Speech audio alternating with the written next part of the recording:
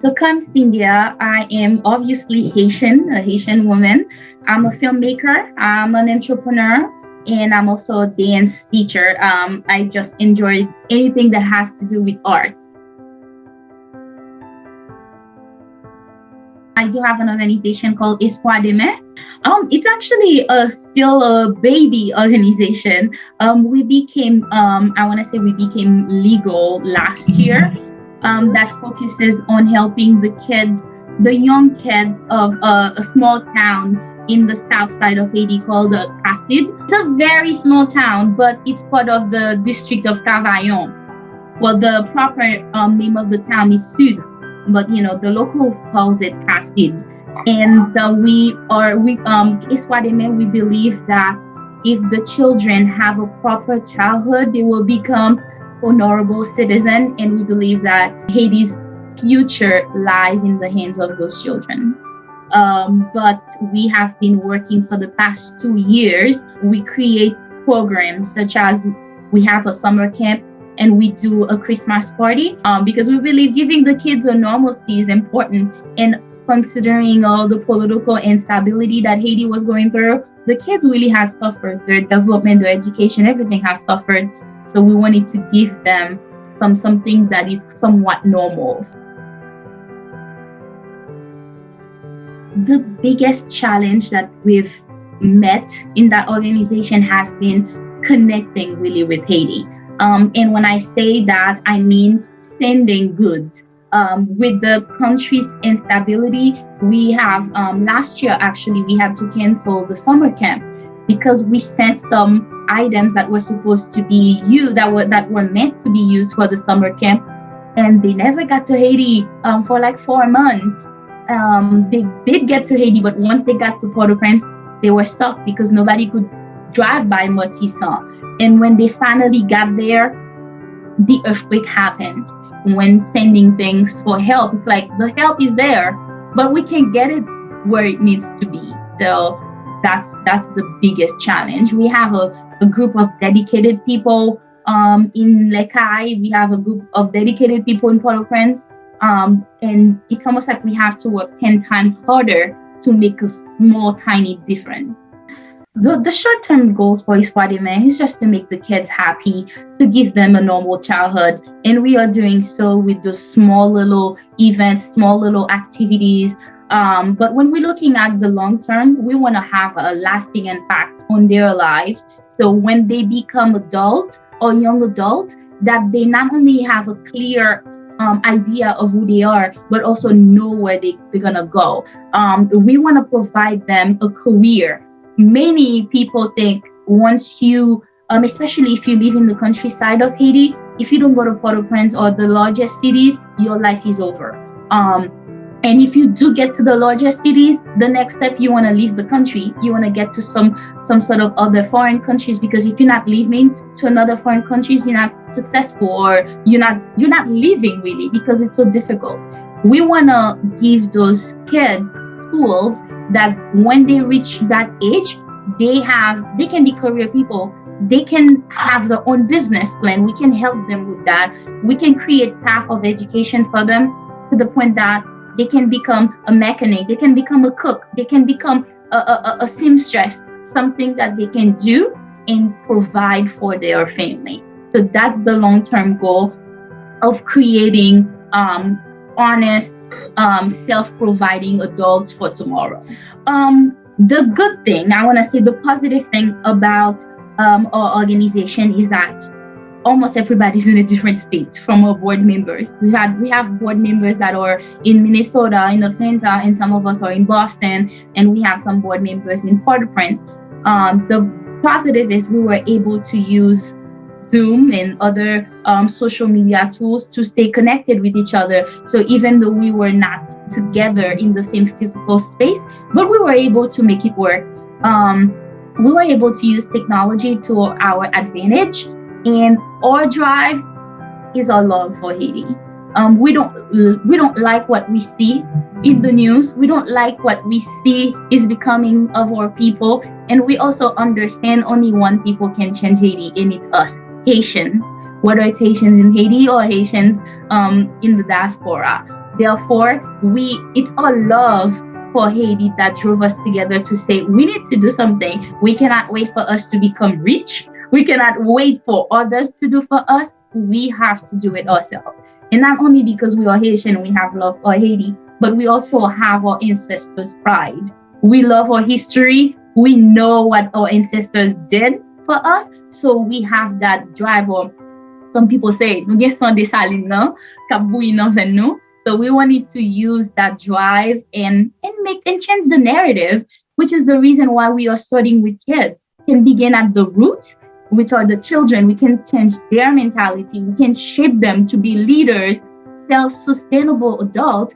Then we can achieve a positive change. Espwa mission is to create a path to a better tomorrow.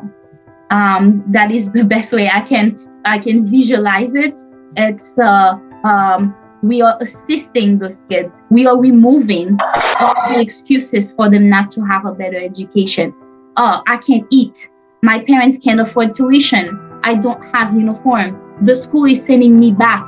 All those are barriers that are blocking that kid from becoming a successful, educated adult. But if you remove all that, hey, I'm going to pay your tuition. I'm going to pay for your uniform. I'm going to make sure you get school lunches. You're going to have a Christmas party. You're going to have summer camp. You're going to have access to computer lab. You're going to have amazing people that are coming to your town and give you X, Y, and Z, all type of seminar, all type of activity, expose you to certain things that you would normally not be exposed to. Therefore, we are creating that path. We are removing all the barriers for that child to become successful. So that is, oh yes, we do partners with some other organizations. It's something that I'm very proud of, the fact that we can say that at Espwa Demen we believe why start from the beginning if there are other people that are doing it. And that is the issue that we've noticed in Haiti, multiple people doing the same exact thing but that are not connecting with one another. I grew up in a very artistic family. My grandmother loved dancing, and since I was a little girl, I always went to dance schools. Sometimes after dinner, what we would do, the adults would sit in the living room and the kids we would dance for them. So dance has always been part of me. And when I was in Haiti, I attended Joël Donatien Belot, École de Danse. And when I moved to the US, I continued my dancing education. And when I was in college, I kept on dancing professionally. So I would perform at multiple different type of events. And I met this young man, Evans Joseph, who also had his own dance school, but Evans did more ballroom type of dancing. And when I was in college, all of my friends, they had jobs and I didn't. And I wanted to have a job too. So I was talking to him about it, and he asked me, why do you want to work for other people when you can work for yourself? And I asked him, why is that? Then he suggested, why don't you start teaching, open your own dance studio and start teaching?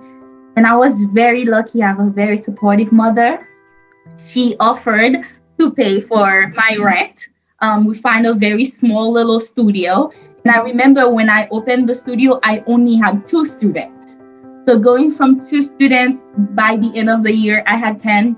And then we moved on to a bigger location, moved on to 20 students, and moved on to another bigger location. And the numbers kept on growing. And this year, it's about our 11. We're going to celebrate our 11th anniversary since we've been teaching dance in Boston.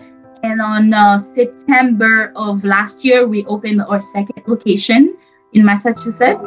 And we've been dancing since then, participating at school events, fundraisers, weddings, any big activities that's going on in Boston. We kind of made a name for ourselves. And one of the recitals I was so proud of, we did the history of Haiti and all that through dance. And it was great for me to share my home country history with my students and also with some of the people who came to the show. So that's a way for us to kind of show a different face of Haiti, to show our colors, to show how beautiful our culture is. So that's how we try to give back.